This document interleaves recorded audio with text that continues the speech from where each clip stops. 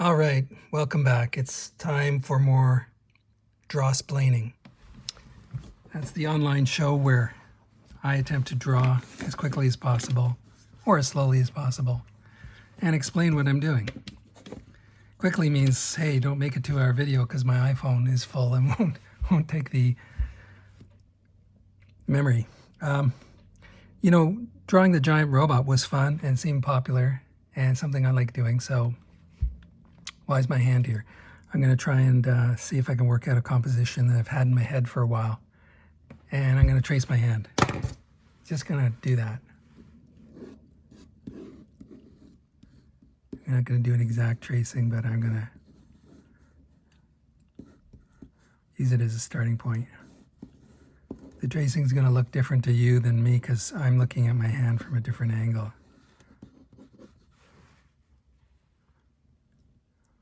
Let's move this a little bit. I'm usually do them straight ahead, but this time I'm going to do a bit of drawing first, and then we'll see where we get to from there.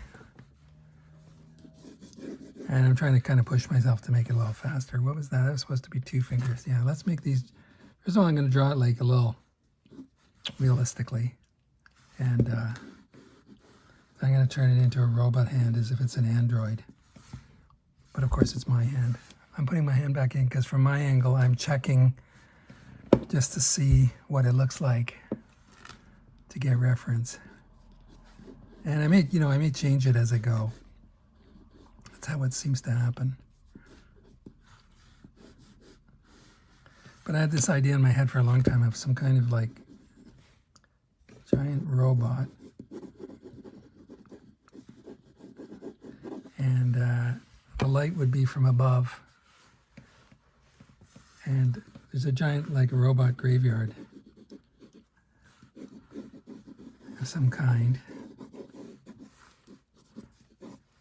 and we've got a character skulking along. He's some kind of hunter. Let's have him have some kind of pistol in his hand. It's probably going to be mostly silhouette.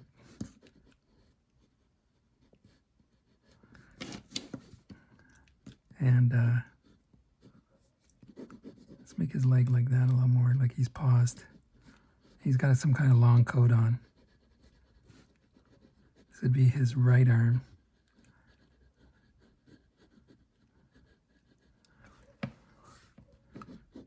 And he's on a hill. And his feet are embedded. It's a cheap way of not drawing the feet. No, I want it to be like it's sandy and it's overblown with sand dunes. And he's got some kind of backpack on. Maybe he's like a traveler. And he's got a rifle slung too. Some kind of longer weapon. And do I show his other hand? Maybe back here? Yeah, he's paused. He's heard something. Maybe there's something alive in this robot graveyard. All right, so what I'm going to do is just get a basic foundation in. And I've created something reaching towards him. There's a small character. I'll work on all this as I ink it in, see where I get to. And is it going to be success or failure? We'll see. You have to just kind of throw yourself out there and ask the muses to grace you. But I think somehow if you do that, they respond. I know. Not everyone believes in that. I do. It comes from somewhere else. Inspiration, help, everything. All right. I'm going to start inking in a second. Do I like that rifle straight up like that? I don't know. Not really. But I'll probably leave it. Looks a little like an antenna. So I'm trying to, like I said, externalize my thoughts on this stuff. I've got this smudgy paper too, which is annoying, but what the hell, just keep going and erase that later when it's long dried. Oh, I needed a bit of a background. I was starting to say earlier, I've got the hand and a small, like large hand, small figure. It's a bit of a thread, it's reaching for him. And then I need some background, but it's to get your composition going around. I've got him poking up above this line of the sand. Gonna have some footsteps and maybe some blowing mist. Saves me drawing everything behind it. And then I'll maybe suggest, what am I going to suggest? More of a graveyard. Maybe I'll just do some kind of body, but it'll probably mostly be silhouette and scribbling.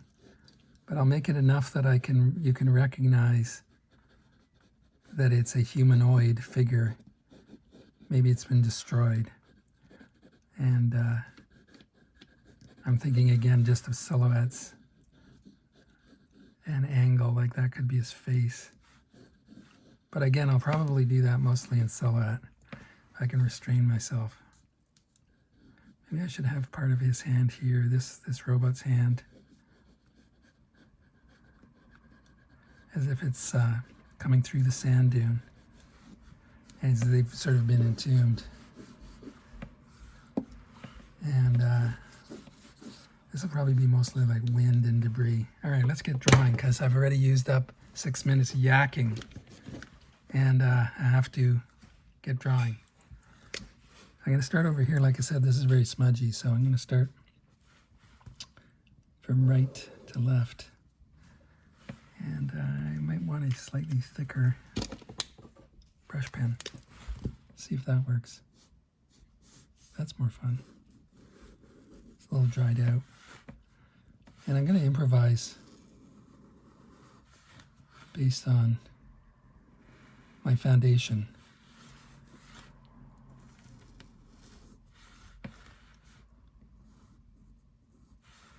I'm trying to follow the form here. I'm looking at my own joints to get ideas. That's smudging, so note to self. Be careful, don't go over your own. It's because I'm doing this quickly.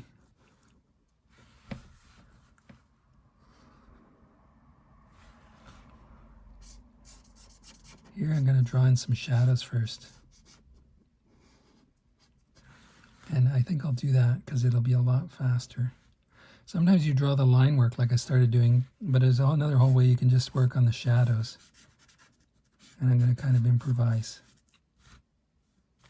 I'm leaving the finger, the joints. I'm going to leave some gaps here, not only because it's good, but it leaves me other opportunities to add things later.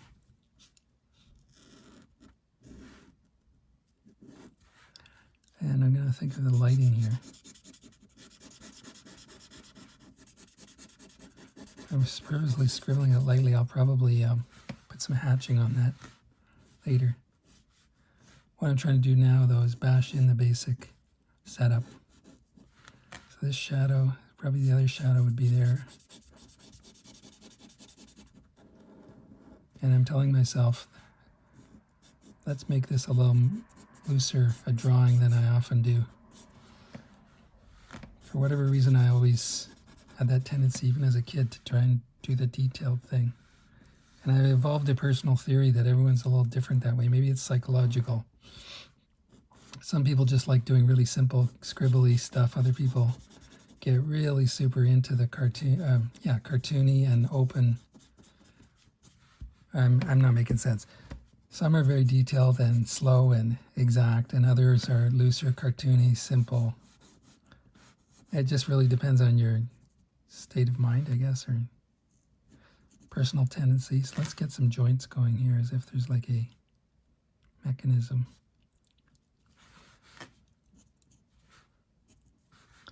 I'm repeating the same kind of pattern as if it's a kind of hallmark of this, and I'll probably add more to this, as I say. Here again, I'm just thinking of shadow shapes.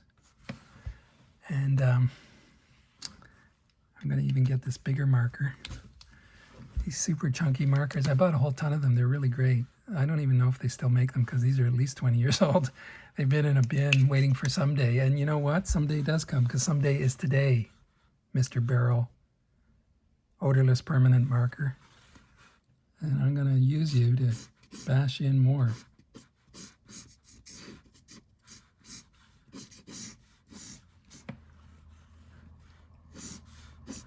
It's a flat, chunky marker. I don't know if you can see that, but it's got a wedge cut, so it's kind of fun for doing this. If you see, it's making a kind of texture, almost like a hatching.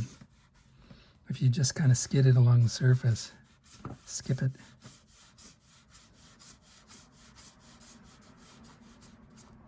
I can get away with that here because I'm drawing some kind of sand dunes or something, so it's organic and it's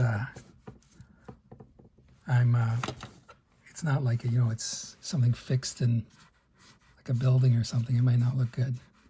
So I'm still trying to be careful where I place it, and I'm trying not to go too heavy, but it's enough to get a bunch of texture in. Just watching this ridge line carefully here to make sure it has a nice silhouette. And I'll probably go into got my different markers here. Where's my brushy brush? Okay, I'll probably draw a little bit more on this, and then I'll go into the figure and tackle him. Let's get some texture on this, like it's been weathered. I'm working from the shadow side towards the light here too, getting lighter. The light would be up here somewhere coming down. All right, let's not go too crazy. Maybe some kind of cable in the shadows here, and some kind of decay or frayed crap. All right, a bit more weathering here to balance out. Why would one finger up there be weathered and not the others? That would not make sense. You're telling a story and you're trying to make it believable, as if it was real. Let's get a bit of mechanism here and draw that a little more carefully. Three-dimensional form. Some cables or circuits. I'm slowing down and trying to draw this a touch more carefully.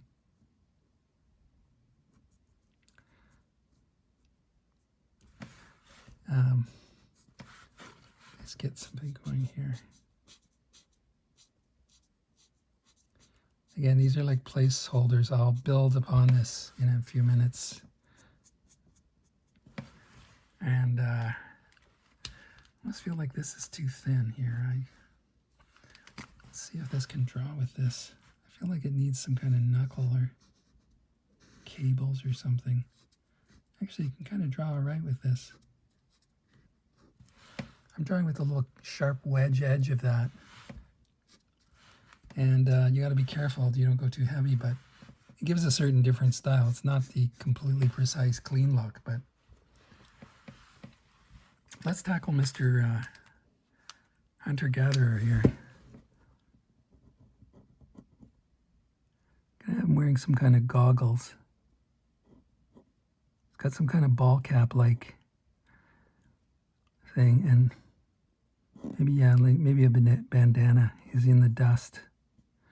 Don't know how much of that will read, but I'm going to try for that. And then let's get the drawing fixed up on his arm here. Gun, hand.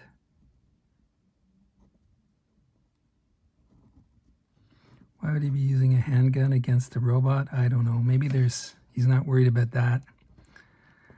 You're always trying to think of the logic of this, right? He's not probably worried about that. He knows they're all dead. He's done his research when he goes into this graveyard. Maybe he's looking for a fugitive. Maybe he's scared of threats, like it could be this would be like a collar. He's scared of, other animals or wild threats of some kind. So he'd need his handgun. Let's change this. I don't know. Perfectionism is a terrible disease. I'm trying to get this right on the fly. I told you this is like a challenging game. And what I need to know here is when you sling a rifle, what angle would it be at? Let's make it like this. See, if I had more time, I would go on the internet, and which I've do all the time, like everybody, is research pictures of people with slung rifles and see, this would be like the clip, see what looks good, what works, and how you would set up your arrangement of stuff. But regardless, let's keep going. Keep it rough. This is like the belt of his backpack. you can't see the strap around the front, but this is like a belt strap holding it tight. Maybe he's got a side thing, and let's get the shadow in under the strap. And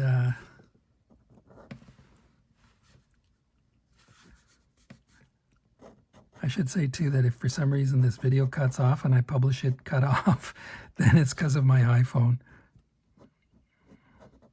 Because if the memory runs out, I'll probably, I don't think it will, but it might. Or, not the battery, but the memory. Because it's going to be a little longer than 25 minutes probably. And I'm just covering myself in case it does. Then you know why.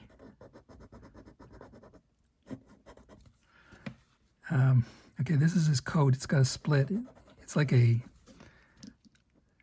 what do you call it, a duster, not a trench coat, but you know, it's kind of that kind of thing. And I'm thinking of the pull here. Maybe this is where the, right there was where it's still fastened. So there's a pull, and then there's a pull down to his legs here.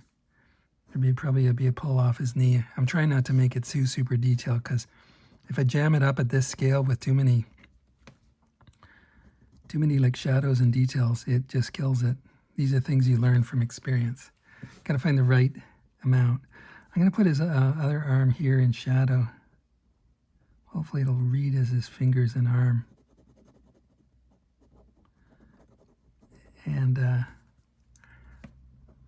not really, Paul, but hey, what's Photoshop for? Photoshop is for fixing semi-dead and dead drawings. But Paul, what did you do before Photoshop? Whiteout. You'd white it out or you'd patch it. I need some seams on this hat. You'd patch it, cut a piece out and stick a new piece underneath. You'd patch it. I used to use Avery paper labels, those stick-on labels, white ones, you know, the little rectangular ones, or the ones you get full sheets of. I used to use those for patches. They worked well. Wasn't making for the greatest original, but it worked for just patching in a hurry. I'm going to bash in some sand dunes. I think I need some rocks or something here to make it a little more varied, you know, like something you might find in an environment like this. And of course, even maybe something mechanical quickly, some cables or something.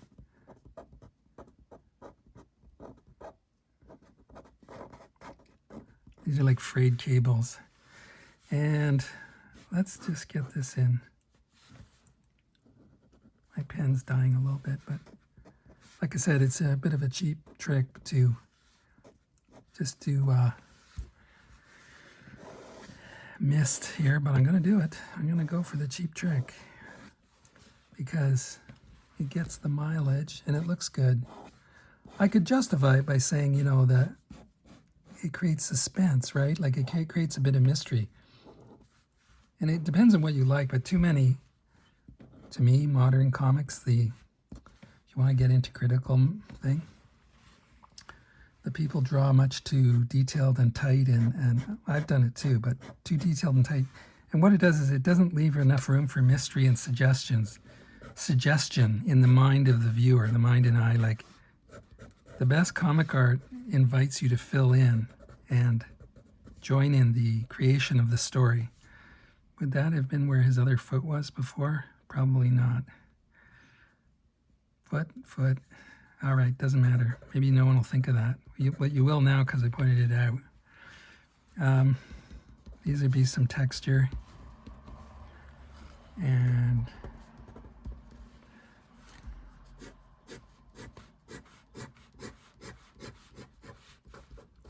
let's do some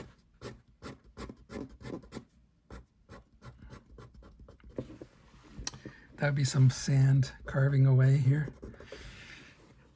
I swear one of these days I'm going to do this with a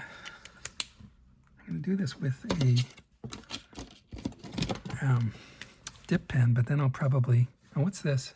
I'm just grabbing these. I haven't used these in a long time. Chunky, funky, chunky.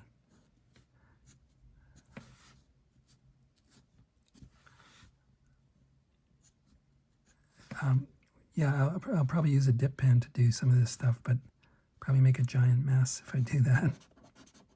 Splattering ink all over the place. And that will be the end of my internet career making videos.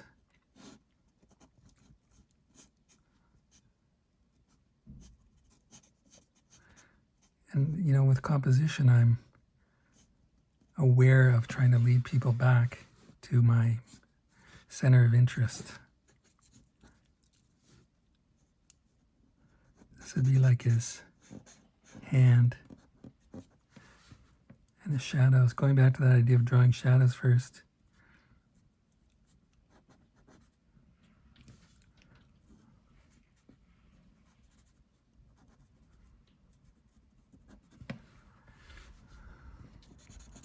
I'm just thinking of negative shapes.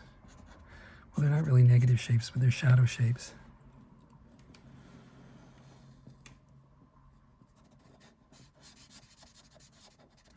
And you can design the dark shapes. So here I'm going to use this for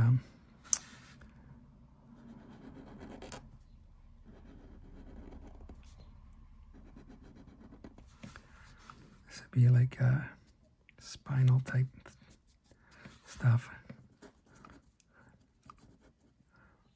And we want some sinews in the neck, and I'll do a shadow underneath what would be, if it's a humanoid, robotic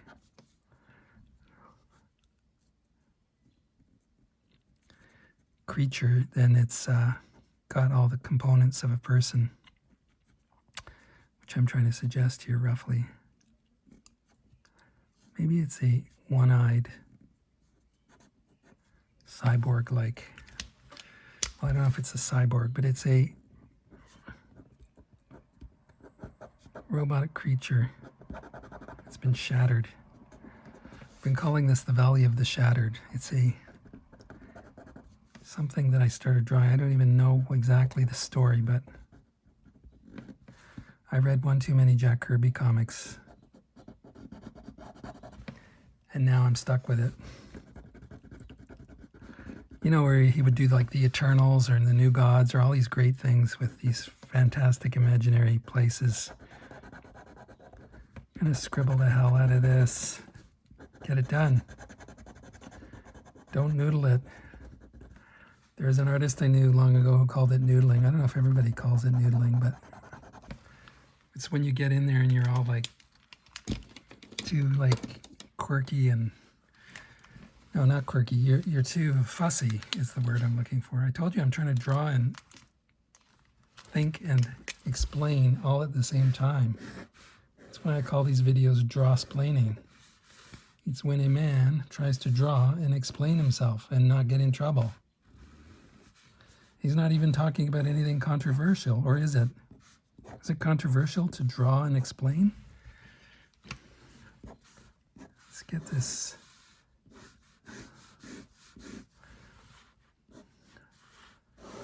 Let's get this mist going. Normally I would rotate my paper and draw it in a more comfortable angle. So I'm making excuses now and saying that it's a little more awkward because I can't, I've taped this down because I didn't want it to go out of frame. And so I'm doing it a little more clumsily here, but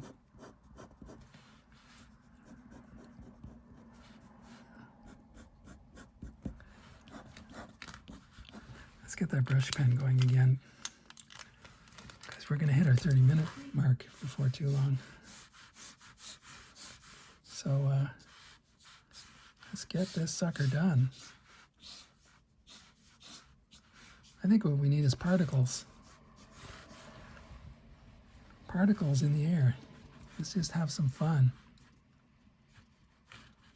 Like it's a gritty dust storm. I mean, it makes it even tougher. But despite the wind and noise, he's heard some kind of threat, and he's whipped out his handgun to defend. That suggests that the mist is transparent there, so you're seeing a little bit still of this robot through that. Where's the top of that hill? I don't know.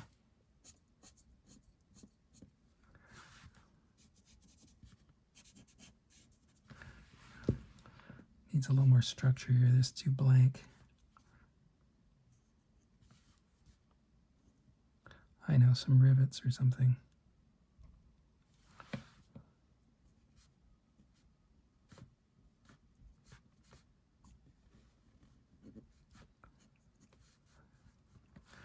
Let's get some hatching in here. See if this pen cooperates with me.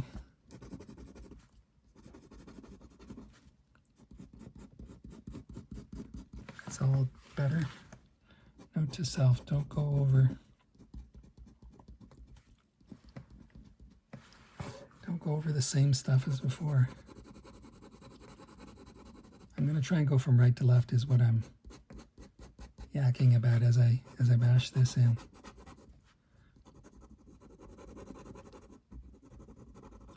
That way I don't smudge it too much.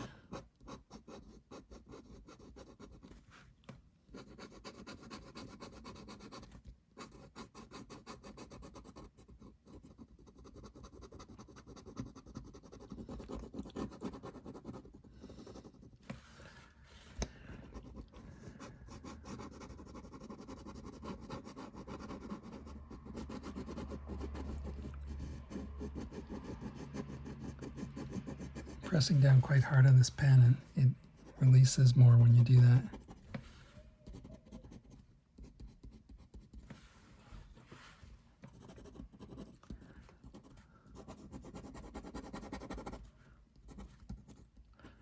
Oops, a little mistake there. Cover it up. Cover up your mistakes and build them into the drawing. That's what I always try and do.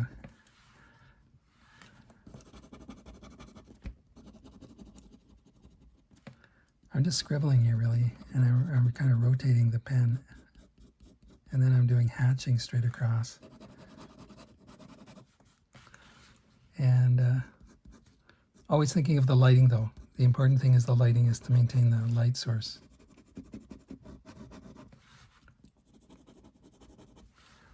And again, I'm warning if this cuts off. You can see my worry. If this cuts off, it's because of my memory, and I'll just post it. Anxiety, right? You're too worried. Relax. Keep drawing. I am. Drawing as fast as I can. Worrying about my iPhone battery or my memory running out. I'm worrying about not smudging this darn drawing, which I'm kind of liking. I'm worrying about my marker that just dropped on the floor behind me.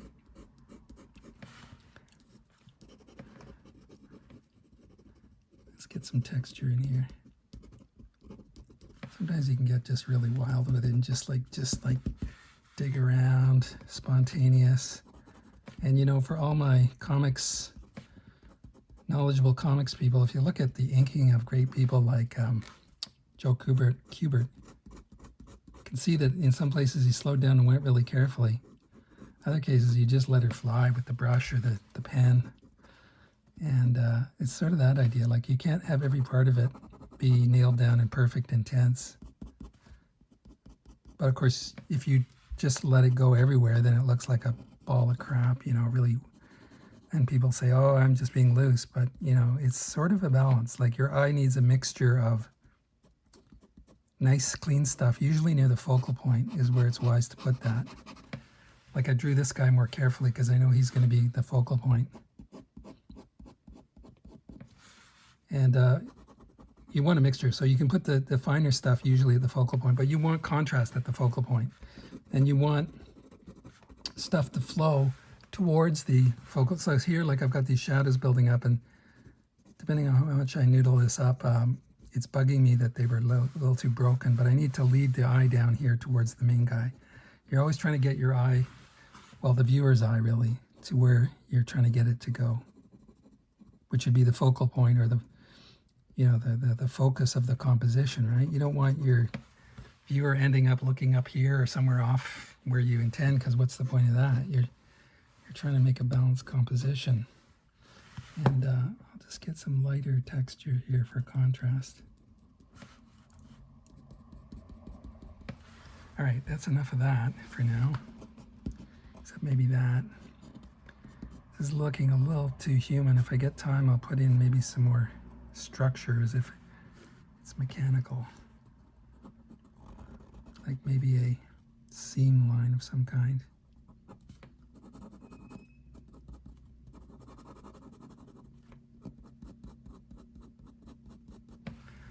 All right, that's a little better.